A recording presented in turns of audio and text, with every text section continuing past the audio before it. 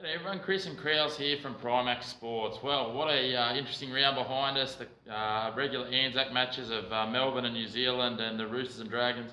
Two very contrasting matches. Obviously the Roosters Dragons was a slug-it out, ground-out affair, and Melbourne put the cleaners through the Warriors there. A couple of other games too where cleaners were put through teams. The Broncos against Souths and Canberra. I don't know where that came from, but geez, they put on a show for Old Boys Day. They were just too good, weren't they? Yep. Now, for those of you who have been following along with us the last couple of weeks, certainly would have been worthwhile getting on the margin tips that we put in last week. If you followed both of our tips, you would have made an average profit of 26%, which is no mean money in anyone's business. Yeah, it's free money, really. I get on the back of it. So, yeah, hopefully we can keep that going and give you some quality tips going forward.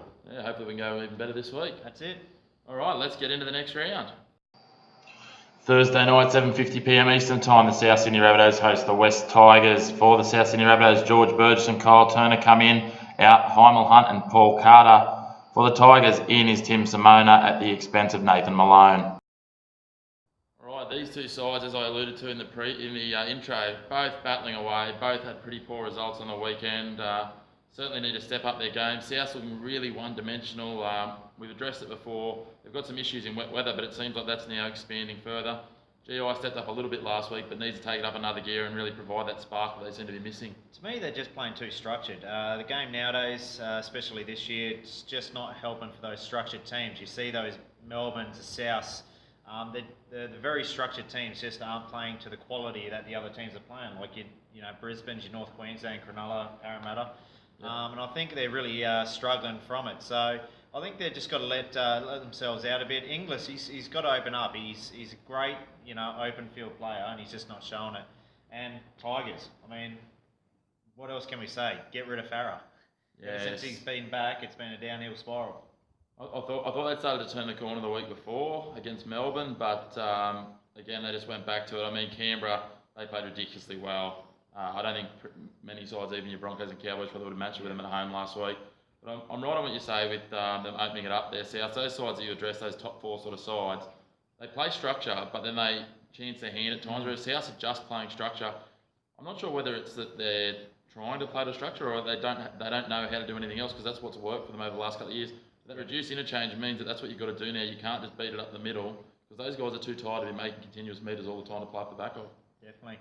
I see this one being a bit of a tight old affair. I can't see much flair. I can't see much openness. Both teams are really wanting to get the win up this week.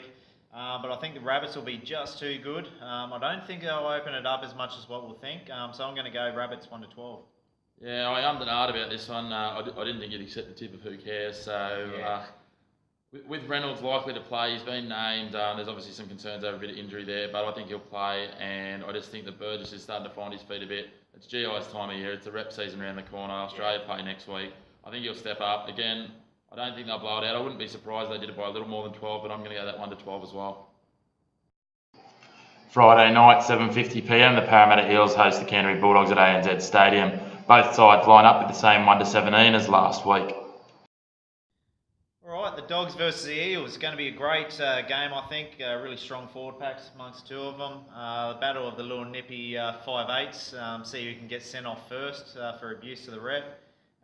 It's just terrible. I really think Norman, great player, but he's just got to compose himself more on the field. He's just so prone to, arguing with the ref, giving away penalties. That sin bin, that was just silly play, didn't need to be done. I think he's definitely, and probably the best example is he's very much concerning me that he's going to go down that route of Josh Reynolds. He's going to become disliked. I mean, your own club's fans are always going to like you if you play passionately, but he's going to become disliked. He's going to get the referees offside.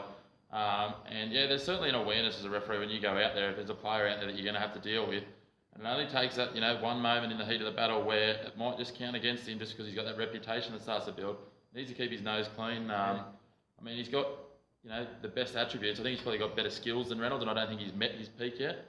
And so because of that, I think he really needs to just continue focusing on his football and driving that in the right direction. Definitely. And the informed player and picked for the Aussies, old semi-Fijian, semi-Australian, semi-not sure.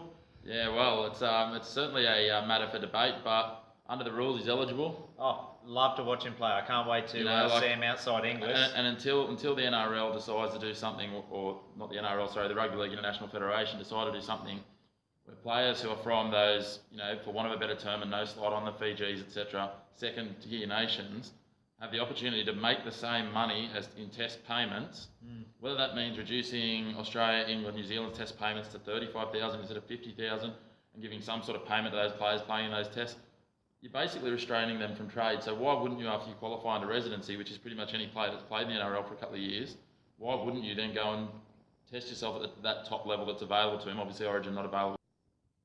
Yeah, so back onto the game anyway. So I certainly think the Eels here, they offer that little bit more in the forwards. It's going to be an explosive forward battle. It is a big inner city rivalry. So I'm going to lean to the Eels just to have the stronger pack and a little bit better performance in the outside backs and get this one done in a close one, 1-12. Yeah, I agree with you. I think the Eels will be too strong. I think Foran and Norman are showing too much quality at the moment. I think Reynolds has lacked the engagement that he had when he was in the halves pairing previous years. So yeah, I think the Eels will be too strong on the edges. So 1-12.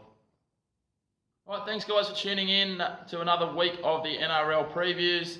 As always, good luck for the weekend. Remember to have a look at our website, www.primacsports.com, for a little bit more content that we're putting out there. Check out our YouTube channel and also our Snapchats that are here below.